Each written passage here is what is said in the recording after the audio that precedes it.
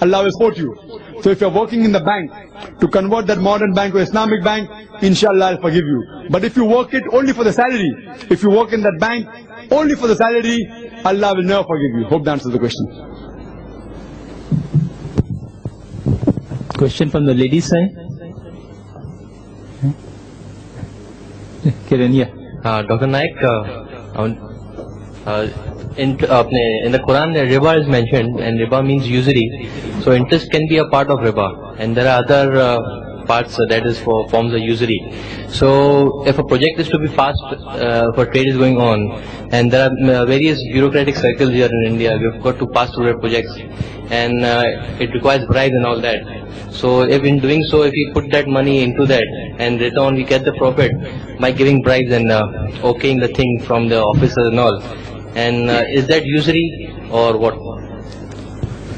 Let us pose the question that since we are living in a system which involves a lot of interest, and if you do a business project, whatever riba money you get, you can use it for bribing.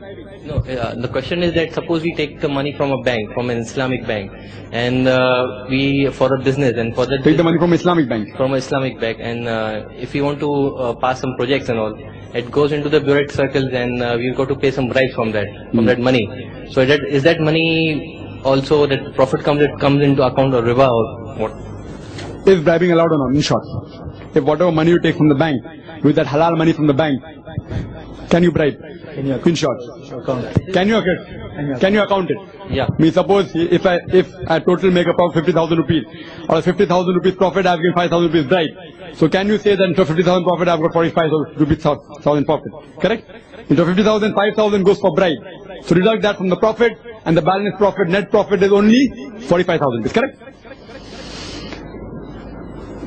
Brother, firstly you should realize that bribing is haram in Islam, irrespective whether it's from haram money or halal money. Accountability comes later on. You're not allowed to bribe. It's clearly mentioned in the Quran, in Surah Baqarah, chapter number 2, verse number 188.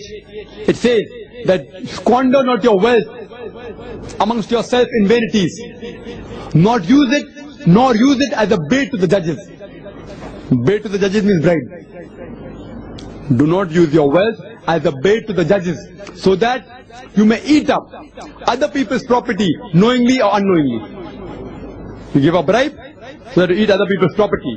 It's haram in Islam. Quran prohibits it in Surah Baqarah, chapter number 2, verse number 188. And again,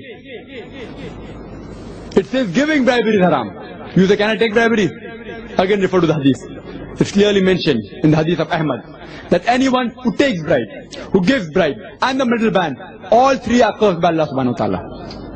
So bribing is haram. The question does not arise whether you can account for it or not. Islamically wise, you can't bribe.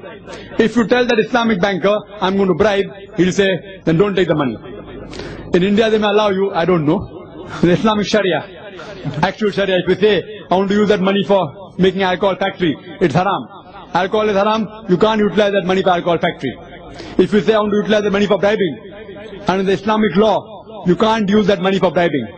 Unknowingly do it, if you want to cheat them, fine, you can't cheat Allah subhanahu wa ta'ala. So bribing is haram, irrespective whether it's accountable or not, it's haram. Hope that answers the question.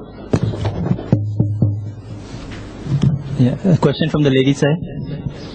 Is insurance allowed in Islam, especially life insurance? If not, is there any other alternative?